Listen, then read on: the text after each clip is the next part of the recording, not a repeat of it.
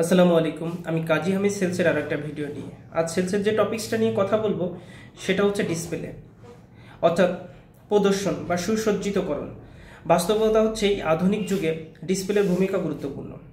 দেখেন, আপনারা সবাই জানেন বা দেখে থাকবেন, একটা সময় যখন কোনো কনজিউমার রিটেলারের কাছে আসতো, স্বাভাবিকভাবে তার দোকানটা অগোছালো থাকতো বা প্রোডাক্টগুলো এলোমেলো থাকতো বা বস্তাবন্দি থাকতো।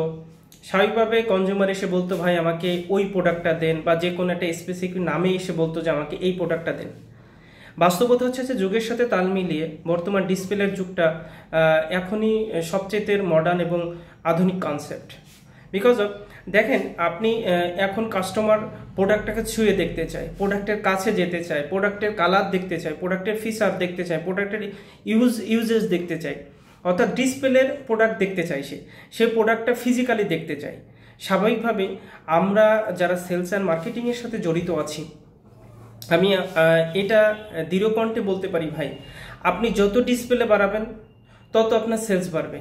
দেখেন, স্বাভাবিকভাবে যখন একটি রিটেলারে আপনি একটা 50টা পণ্য বা 40টা পণ্য বা 10টা পণ্য 20টা পণ্য যখন এক জায়গায় দেখবেন ডিসপ্লেতে আছে, স্বাভাবিকভাবে কোনো কনজিউমারের কনসেপ্ট ক্রিয়েট হবে যে এই কোম্পানি এত প্রোডাক্ট এখানে রেখেছে, তার মানে এই কোম্পানির প্রোডাক্টটা ভালো, অথবা এই কোম্পানির ভালো, বা তার ভিতরে একটা পজিটিভ মাইন্ড ক্রিয়েট হবে।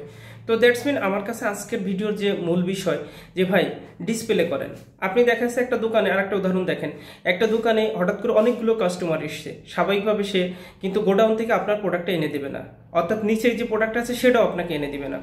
তার হাতের কাছে যে প্রোডাক্টটা আছে, তার আইসাইডে যে প্রোডাক্টটা আছে, তার ডিসপ্লেতে যে প্রোডাক্টটা আছে, সে সেটাই দেখানোর চেষ্টা করবে।